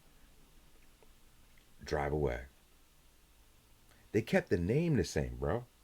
I know. They kept all that the same. So that's what they did. I know. So a spot like Sam's is totally exploiting this neighborhood. Absolutely, will agree 100%. Yeah, because you know what? Stupid. Sam's here in Connecticut. For those who don't know, Sam's is like a franchise store. What I mean by Sam's, it's like a Krauser's. It's exactly like a Krauser's. It's like a Krauser's. For those who don't know what that is, just think of like a mini version of Wawa's, right? And without the gas station. And for you people that are from Connecticut and maybe live in a more suburban area, think of it as a Cumberland Farms. Yeah, basically. So what they did is they kept the name on the outside, but the way they operate, because Sam's is known for their hot food. You're a Connecticut native, right? You've been here longer. Get a sandwich from Sam's. I get sandwiches from Sam's and Krauser's. It was like, yo, that was the spot. Krauser's biscuits are banging. Yo, I'm telling you, I bacon, egg, and cheese from Krauser's down the street from my job all the time. No, not But here. not that Sam's. You ain't gonna get nothing. There's no Nothing. grill. But like I said, they were able to fly under the radar. Probably no reclassification of any permits or anything. They still, and this is the other thing too that is so despicable about this whole situation. And he didn't bring this up, and I'm surprised he didn't bring this up. There's still that sticker in the window that says "We accept EBT." Right? Oh They yeah. still got the EBT. Oh yeah, because they do. Yeah, They I do know. the milk, the Yeah. cookies, But and you ain't notice that that's all they have is snacks. They don't want you to spend your EBT on food. No, there's no right. there's no They want canned you to spend your vegetables and nothing EBT on else. some Snickers and some Oreos and some other The shit. cold stuff that you can get away buying because that's the other thing. They lost a lot of money because you couldn't use your EBT on hot food. You know what? I don't even want to go into the hood tricks. So I'm gonna stay I know, off. I know. I'm gonna Let's stay off. I'm leave gonna that stay alone. off. But I'm just saying, like, so I'm gonna stay off of this topic for a a place second. like them they're absolutely despicable because they played the system. They knew that in order to sell what they wanted to sell, they had to change it inside their store. So they had room, they changed it, they were able to sell this products that they shouldn't be able to sell this close to a school, and they don't have to be held accountable. Nobody's going to check up on them because they still have their license to sell milk. They're still using their EBT cards there. When you drive by the place, until you pull up to that place and all you see is posters for game wraps and whatever the other brands of A the bunch of paraphernalia nobody buys. raw whatever. Once you see that on the outside of the building, then they're gonna have no choice to change their permits, and they're gonna be looked at as a smoke shop. But they're not stupid. They're doing stuff like that, and it's hurting the community. Like I said, you got teenagers, you got preteens that are going in there and around stuff that they shouldn't be around and have access. It's a lot easier to get somebody who's shady to buy you something inside the store than to try to have to get their attention outside the store as a kid. I'm talking to you as a kid who, buy some liquor for me. Nah, you in the store already. That yo, I know. Oh, I know this dude. This is somebody's older cousin. He's gonna act like my dad. He's gonna act like my older brother. I'm just there with him. I don't know what he's buying. People are buying stuff. I'm sure you could stand there long enough to watch somebody buy something and hand it off to the kid and let the kid walk right out the store.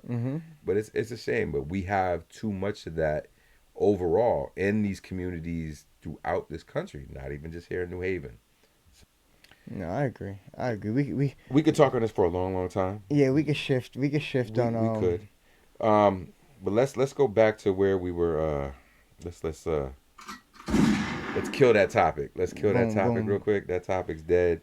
Yeah, it just kind of dragged on to that shit. It did because it's important. I mean, that's the other thing too. You're gonna hear a lot of passionate conversations and a lot of stuff come up. But we wanted to talk a little bit about some of the stuff you're gonna hear on a regular basis. So we do have a few questions that we want to make sure that we're asking our guests, because you will start to see guests come on the show as well as just getting we don't want you to get tired of our two ugly mugs. We want to bring in some people that are revolutionaries in their own rights, activists, prominent figures, or just people that can relate to the topics that we're talking about.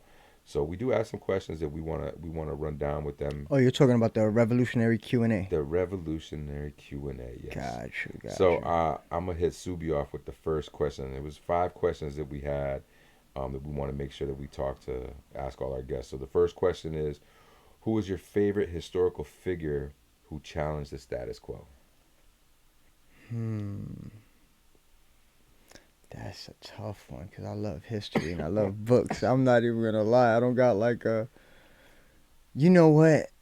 I think just because I catch myself listening to his speeches a lot, for me, it's a tie between Fred Hampton and Stokely Carmichael. And not to take away from any other revolutionaries again, I listened to Stokely heavy Got a couple of his books. I love his speeches. Fred Hampton, You mean revolutionary. Kwame? You mean Huh? Kwame? Yeah, Kwame True. Yeah. Yeah, yeah.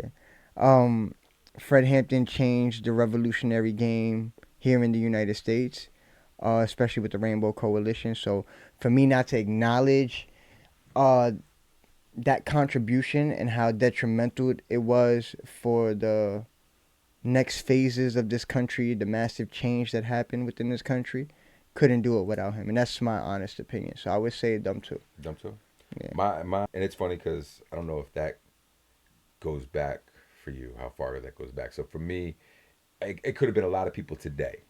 It could Mm. have been a lot of people today. So Oh yeah, yeah, yeah. I live, Absolutely, yeah. absolutely. So like, I, so oh no, you said what you said. You done. You oh got that. So damn. I'm gonna rewind and go. The one that got me going, the one that Okay. started me. Okay. I'm gonna leave Okay. you with that one. Would have been Malcolm. Okay. That would have been Malcolm. You know what I'm Okay. saying? And then the obvious progression from Malcolm would have been into my learning about the Panthers. Right. The Sons of Malcolm. You know what I mean? So they just progressed, and then to be where I'm at today, you know, involved with the Young Lords. It's just it ended up being that natural progression of things. But for me, it was definitely Malcolm. That was history you couldn't hide, Mm. and it was available.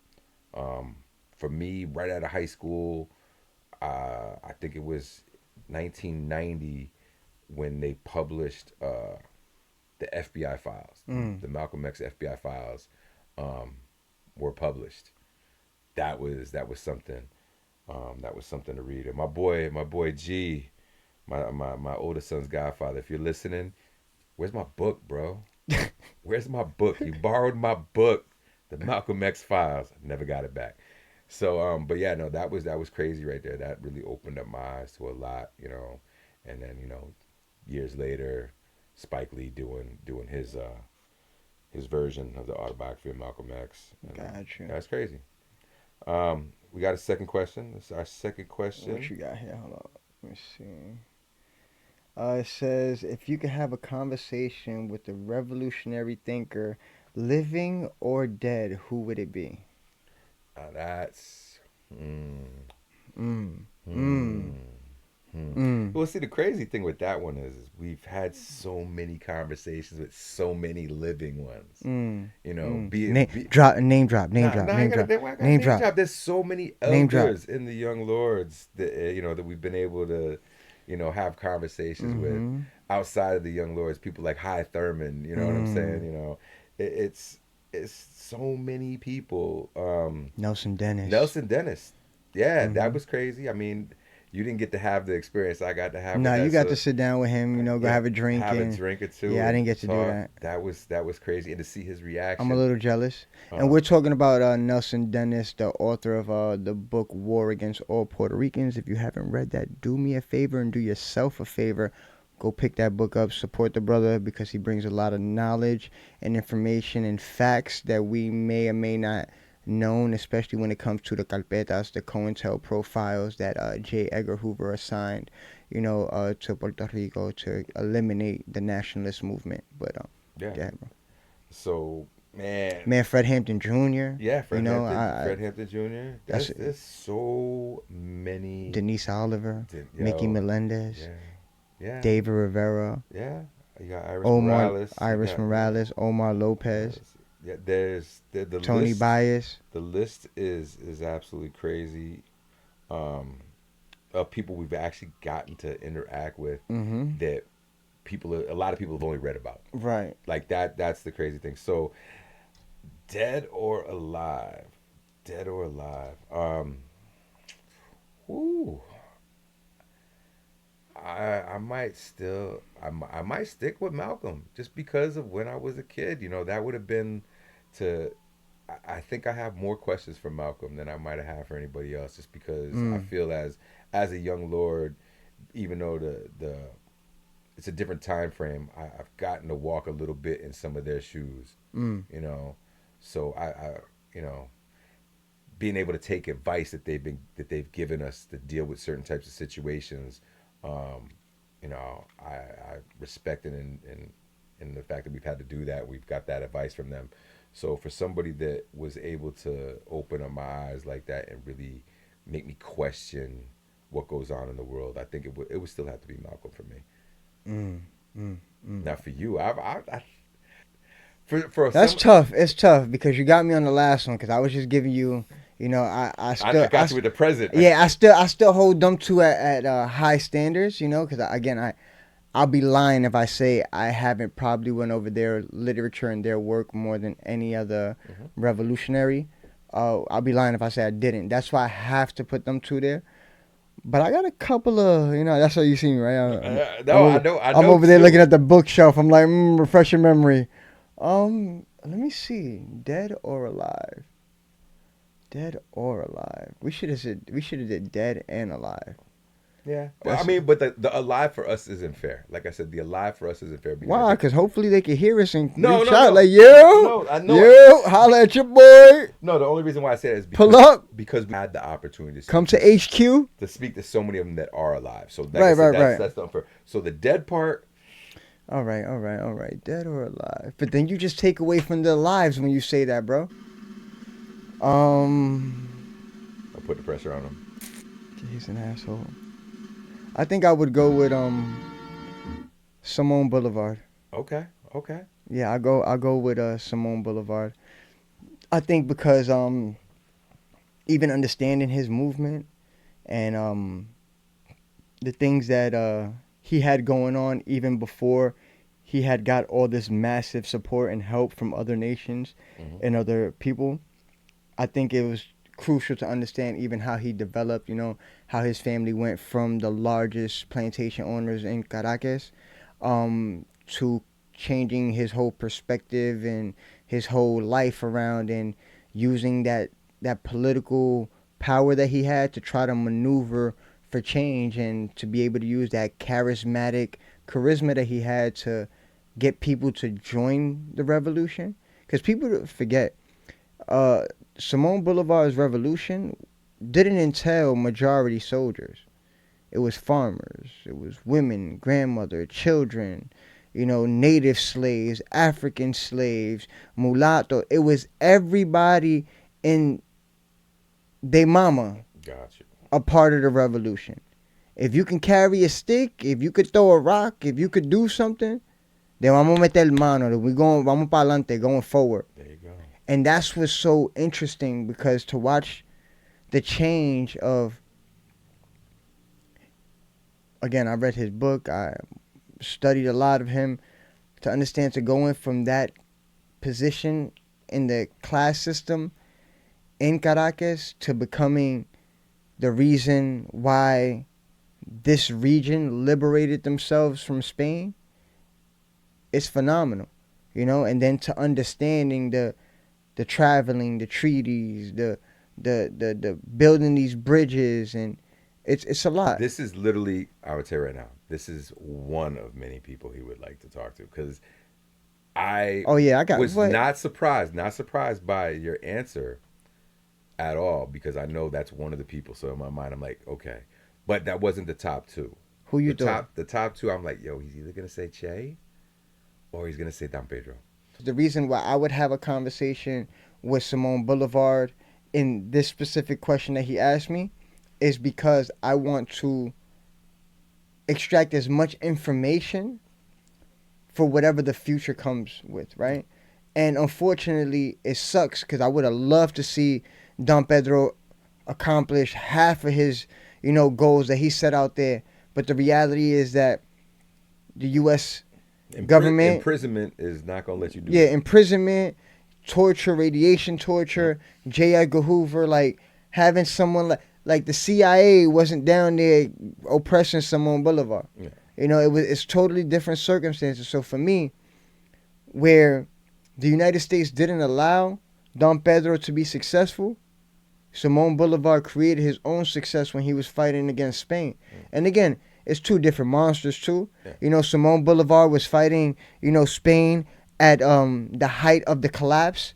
You know, they're one of the main reasons why the Spanish Empire started collapsing, because once you take the biggest territories and you take their biggest assets after already losing territories such like Dominican Republic and other places. Well, harder to keep him under the microscope too. So you know what I'm saying? From that far away, Spain, the distance between Spain in Puerto Rico is huge, right? So, and in this day and age where Yeah, everybody's but they got, didn't lose Puerto Rico to 1898. like I said, now where especially But what we got, like what, 30 years later, 40 years later, happens the invasion of Cuba and Puerto Rico by the United States, taking more territory away. This is what weakened Spain's empire, and this is what people forget. It is those domino effects that happen yeah, from the Spanish, from Simon Bolivar's revolution of Latin America from Spain, and then also the United States kind of putting the nail in the coffin a few years down the line and taking the scattered territories that Spain was already struggling to hold on to because Cuba was fighting the Spanish. The it's really called the Cuban Spanish War. Somehow the United States hijacked it and called it the Spanish American War, which is crazy. because they're supposed to be like the Americas. No, Yeah, I know no. exactly.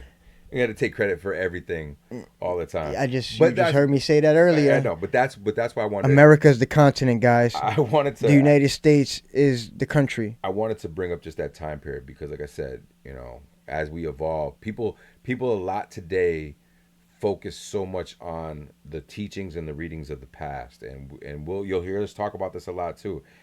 It's great to read those things. It's great to know those things, but you need to grow from it. We need to take Right. those. Those are the seeds, and you need to grow from it and make it work for you today because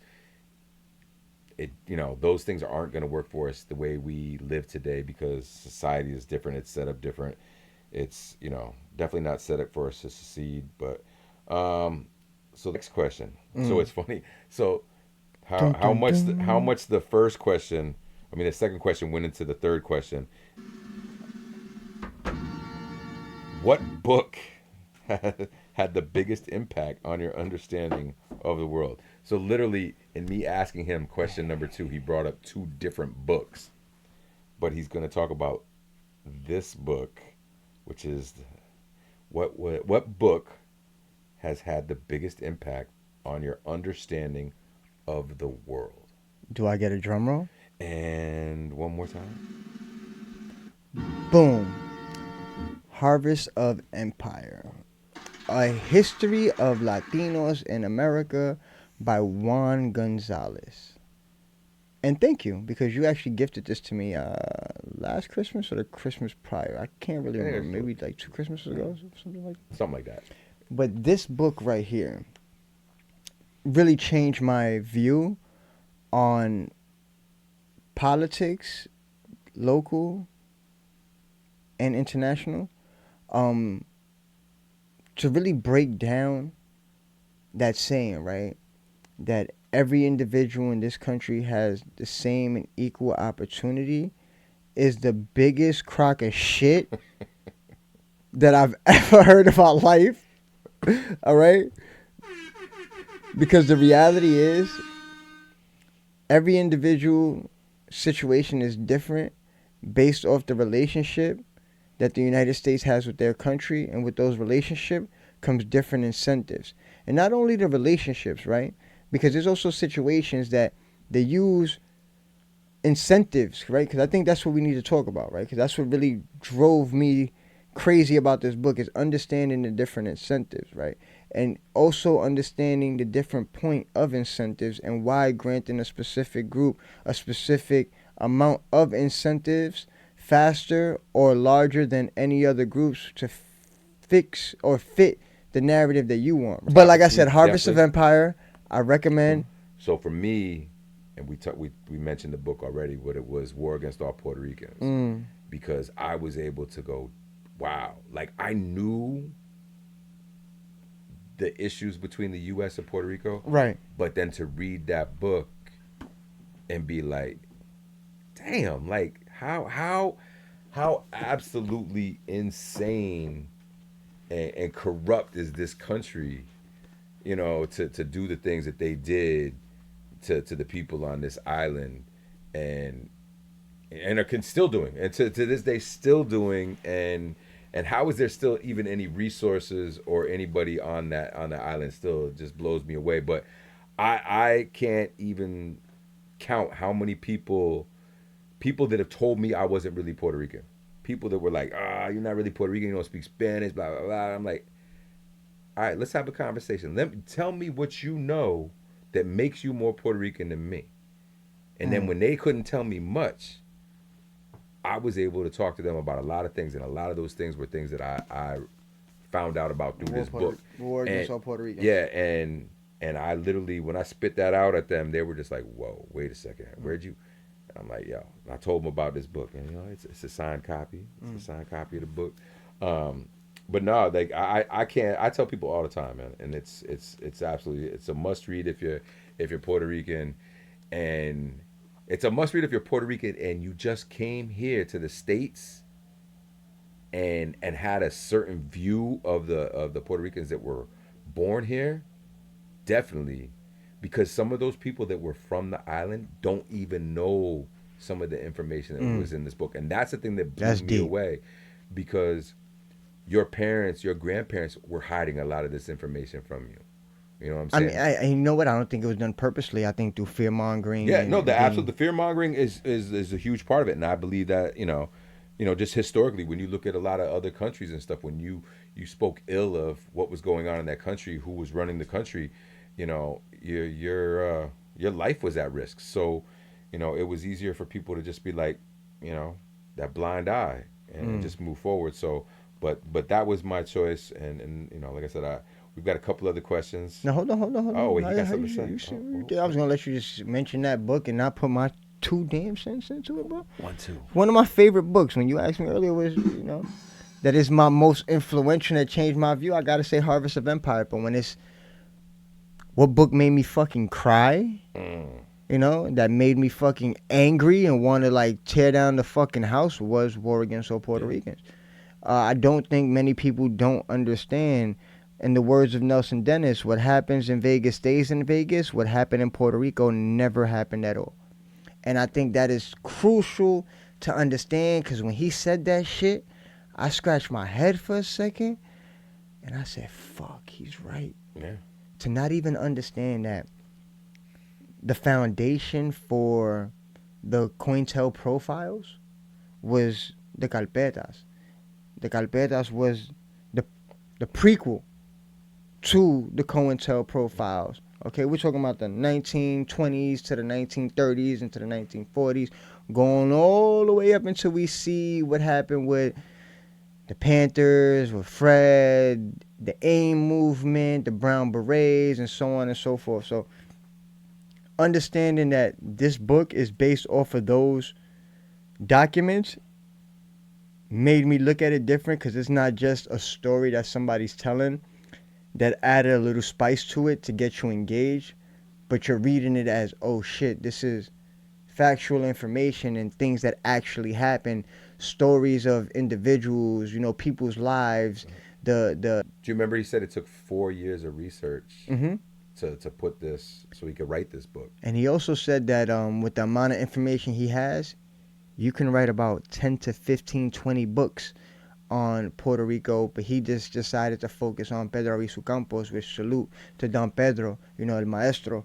It's a story that needs to be told, but just the importance that it is for Puerto Ricans, I think hands down. All Boricuas need to read this book. It's in English and in Spanish, so there's really no excuse, and you can find the Audible version. So if you're not a person that like to read or having complications sometimes reading or being able to keep your attention long enough, again, we all go through, we all have our struggles, but there is a way to get this book and to get the information from most of these books that we mentioned, right?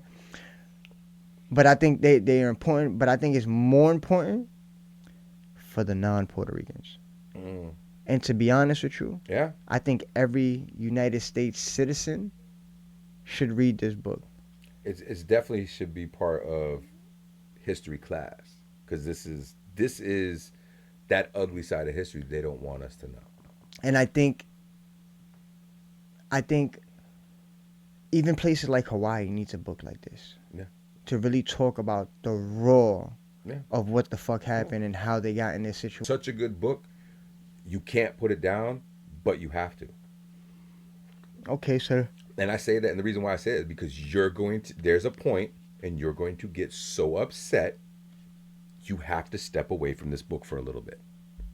And then once you let that go, then you can jump back in. But I've sent it to, I purchased it and sent it to a couple of people, and 9 out of 10 times I always get the same response. Yo, the good was book.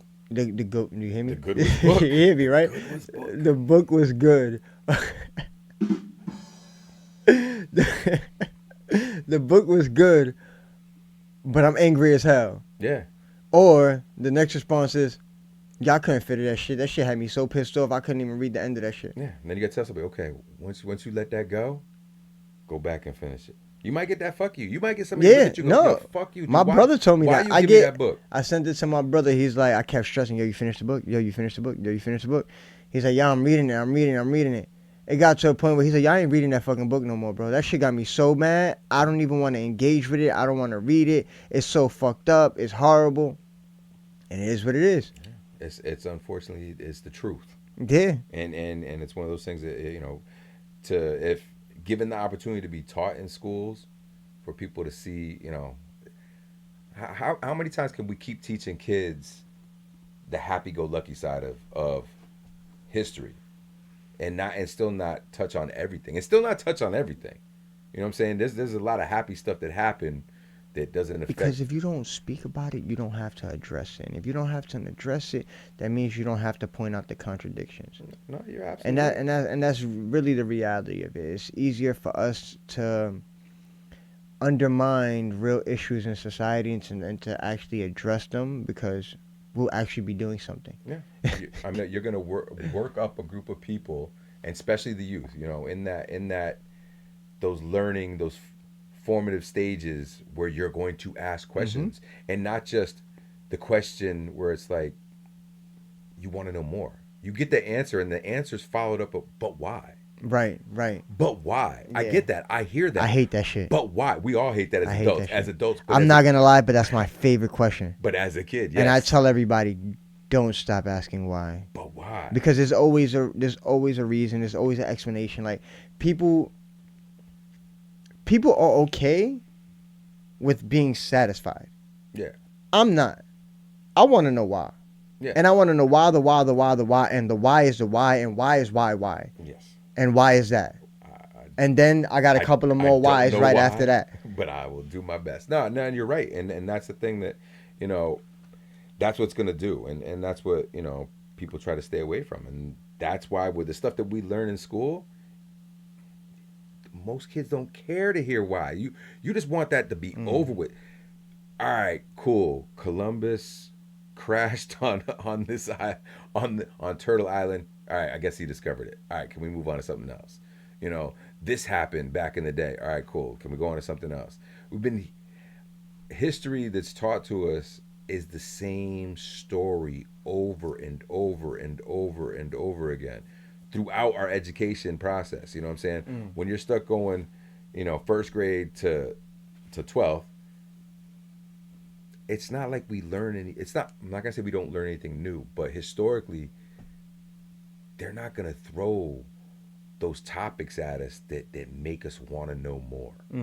They just keep teaching us over the same stuff over and over again. I think the biggest problem is meeting people where they're at. I think people don't realize, and this just sucks, right? Because everything in society has evolved and developed except for the educational system. The educational system is in this country, yes. Yeah, I'm speaking only of this country, right? Yeah. Two more questions. We got one more question. Oh, we do have two more questions. All right, I thought we had one more question. Which activist do you admire the most? Do I admire those? Which activist? Man, see, that is a tough question for me.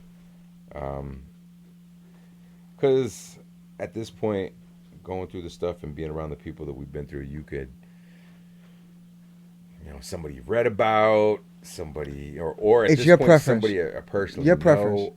I'm just like, man, I really, and what you define as an activist, man, it's crazy.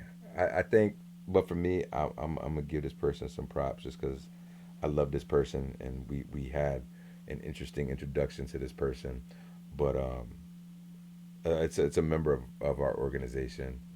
It's our Minister of Defense in Connecticut. It's definitely gonna be Alyssa. Okay. It's definitely Okay. gonna be Alyssa. Shout out to Alyssa. Yeah, and I think that's because in this day and age where it's I feel like it's a lot harder to be an activist. You know, I think activists and revolutionary are two different sides of the same coin type of thing. But she's able to, she's a single mother. You know what I'm saying? She's got a job. She's part of an organization that takes up a huge amount of time, and she's still out there fighting for the stuff that she believes. Sometimes she's out there on her own behalf, not even Mm-hmm. behalf of the organization itself. So the things that she does and she's been able to do since I've met her, and how she was able to prove me wrong, Mm-hmm. because my first initial introduction to her was like, oh man, I don't know if we need somebody like that in our organization. And years later, she's the number two of a chapter. And and for me to say that that's the activist that I admire the most, that she's, I'm not gonna say she's come a long way, but I was able to, for me to, she was able to open my eyes and see how much a person like her is actually Mm. doing and affecting the people around her. Yeah, I can see that. Yeah, I can see so that. I think she sees a purpose now. I think before a lot of what she was doing was based off right and wrong and passion, mm. and now I think she actually sees a broader picture. Like, yeah, this is right and wrong and da da da. But what can we do about it, and how can we, handle this situation? And I definitely gotta give her flowers because she definitely do. On top of being the number two of the chapter that she's in, she's actually the co-chair Of the second of the rainbow Second count. Rainbow Yeah, Coalition. absolutely. Yeah, so I don't know when she sleeps. To be honest with you, I don't know how she sleeps. She sleeps like for like 15 minutes a night Mm. because she gets a lot done and she's involved with so much. Hey, but one more time. One more One more time time. for Alyssa. But I'm not gonna do what you do and set myself up for the rest of the organization to shoot my leg because I ain't picked them. So I'm gonna go outside the box. I'm gonna stay within the organization, but it's somebody that I admire. Um, Somebody I gotta give my hats off to. It's two. All right, I have two individuals, and I know I'm being greedy, but I can't. I can't. I'm gonna be honest because they're so motherfucker. You know, hit me with the crickets. I think I have to say my first pick, and mind you, it's not in order because I don't think there's any definitive order, would be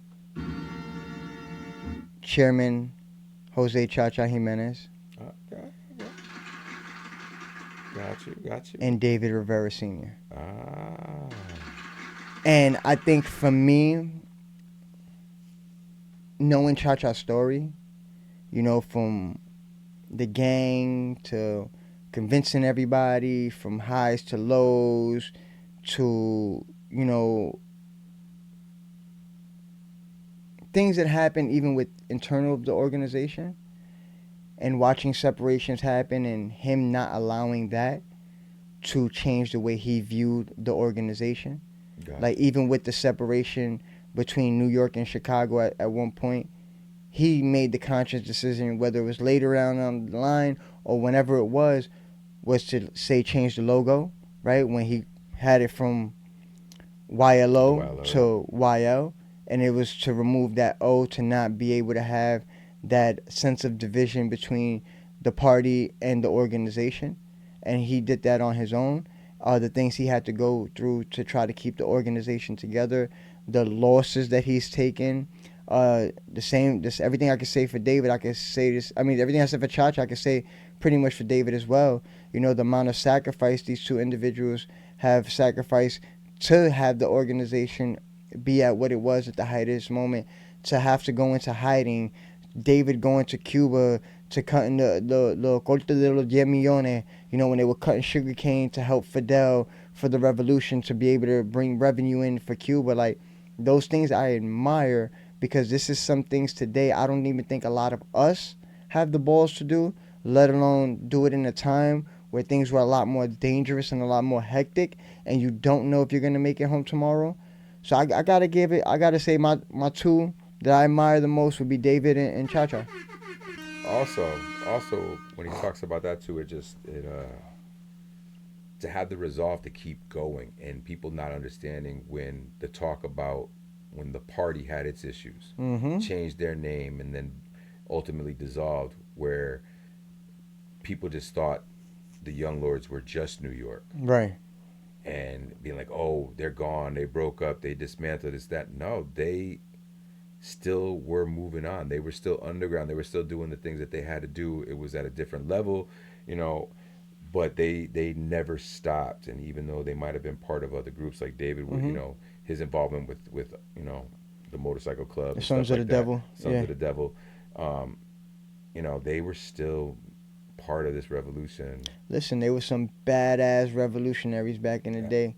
The women too. I think the women held the top slot in the badass revolutionaries. Well, Cause yeah, we could talk. That I wish I knew the exact figure on that, but I think it is like about 75% of, the Young Lords and the Panthers were mm, were were, yeah, were women. yeah, they That's were the backbone. They were the foundation of the absolutely, organizations. absolutely. I think that goes back in. That goes into the next question, right? Where it says, uh, which one of the social movements you think are under discussed or under or overlooked, right? And I go back to and it's not to toot our horn, right? But for me being a Boricua, Puerto Rican, growing up and raised in New York City, and not hearing about the Young Lords until I become a lot older and I do my own research and do, it's a disservice for the accomplishments that the Young Lords have, Absolutely. from the Patient Bill of Rights to the alternate side cleaning in New York City. All of those came out through calls of actions from the Young Lords that, yes, other movements also participated. When we talking about a chain reaction and starting some shit sometimes, it's like when you got to give the props, when you talk about the WIC program, you cannot not talk about the WIC program and not talk about the Black Panther Party. You cannot talk about the free breakfast for children, excuse me, and not talk about the Black Party. Well, you can, if you're trying to hide the fact that the Oh, you Panthers had me did looking those at you things. for a Yeah, second. I'm yeah, like, what? yeah. No, but I'm just saying, like, when you sign up for WIC, right, and they give you the little informational packet on there, nowhere in that packet, And again, WIC does it, stands for Women, Infant, and Children. yeah. So yeah, I mean, those are things that, you know, government said, hey, these are great Mm-hmm. programs.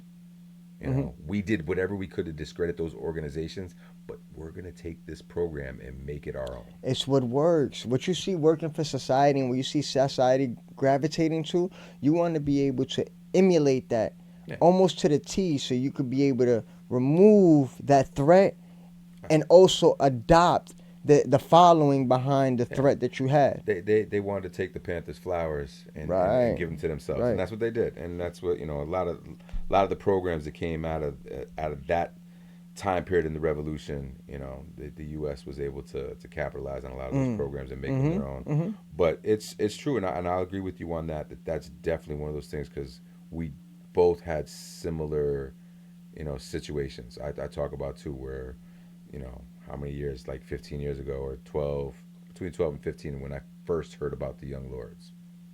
I'd seen some imagery, but didn't really know and Mm. couldn't find anything else to back up or to give the storyline about that imagery. But today, for it to be so prominent and to be out there, we're gonna keep doing what we can to make sure if you Google Young Lords, as much of that information we get our Right. hands on is going to Right. be out there, and we want to make sure not just so it showcases the Young Lords, but we want that information that shows the Young Lords working with the Panthers, working with the Berets, working with AIM, working with all these other organizations that we did work with back then, so you can understand that there was a unity, and we did Stop have. interpreting history and go look at history. Well, I mean, it's interpreted, unfortunately, by that same story they keep teaching us every year. Mm-hmm. Every year, we've been brainwashed. Let's Mm-hmm. keep it real. Like when we talk about the educational system and what they want you to know about the history of this country and of the world, it's only what they want you to know. But they Mm-hmm. keep beating that into your head. They give you a holiday. Everybody's excited. Oh, Columbus Day. But why? Why are you excited about that day? Indigenous People Day. Exactly. You know what I'm saying? But it's how But many that goes years to what later? you said earlier. Today being what? Cinco de Mayo. Cinco de Mayo. Yeah. So, And again, maybe people may or may not know, but he is half Puerto Rican and half Mexican. And this is a holiday where he said it, they just gave to us. It's like Christmas or yeah.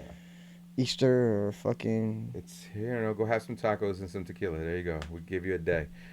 But again, the U.S. capitalizing off of culture. Because Oh, how much money you think some of these bars make just on Cinco de Mayo? How much money you think oh wait, somebody But here's the thing: is that's small change, bro. That's small change. I'm a fuck with you. That's think so? hell yeah. How much does a company like El Paso, where people buy their No, taco? you're But right. I'm saying they make way more. Right, right. What the bar makes in a bar in the night, you might. Oh wait, Yeah, tonight we made five. I'm not speaking. I'm not speaking as one individual. I'm talking about collectively. Oh yeah, Now you go across the 50 states, right? And every bar that's celebrating Cinco de Mayo, if you really calculate the revenue of a created holiday that they made up to capitalize on, it's still a lot of money. no, absolutely. But at the same time, you got all those same people are still probably having tacos tonight for dinner. Taco, And their today's not kids Tuesday. and no, but the burritos, tacos, enchiladas, whatever. But your kids aren't going out to the bar to drink. Mm, You know what I'm saying? It's Sunday. You might not be going right. out to the bar to drink, but there's still all this other stuff. The signage, decorations, whatever. You might decide you want to have a party for what? For what? What are you actually celebrating? Something they forced you to celebrate. Mm. It's just another falsehood that's been beaten every year. Every year, this is something to celebrate. This is something to make a big deal about. It is what it is. But I know I'm gonna say this right now. We did have a knock on the door. Yeah, it's about that time. We about to close it out. That sound right there tells you that we have reached our time for this evening. That is a wrap. I really appreciate everybody tapping in with us. This is the first official episode. We're gonna clean this up nice for you guys, get this shit viewable, and hopefully you guys like it. Again, this is one of many conversations. This was just to break the ice, to give the introduction to some of the things we want to talk about. Again, this is some of our personal opinions, things that we see, things that we actually recognize in society, and we think that it needs to be discussed. For right or for wrong, I don't think any of us here is a know-it-all or a teacher, so I think we're open to receiving and exchanging information and ideas, and that's what this platform is, and it's an exchangement of ideas and visions for society, man. Absolutely. And if there's anybody, we will be having guests. When you guys, as you're watching the episodes, make sure you comment like people you'd like to see us interview. Maybe we can make it happen. Maybe we can make it an in person in our little studio in the headquarters here interview, or maybe we get them on the phone. But we're gonna ask them those questions and hopefully get the answers you want to hear. But one more time though, this is it. This is our time for me. I'm gonna tell y'all peace. I catch y'all later. Peace. It's a wrap.